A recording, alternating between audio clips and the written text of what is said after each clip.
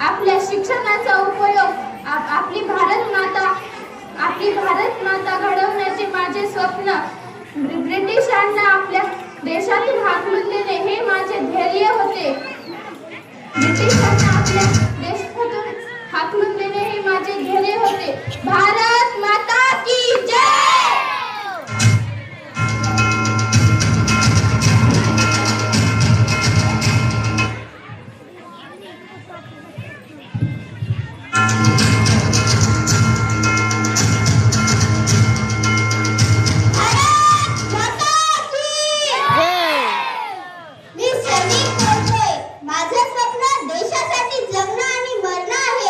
लढणार मी सत्यासाठी, भारत मातेच्या रक्षणासाठी.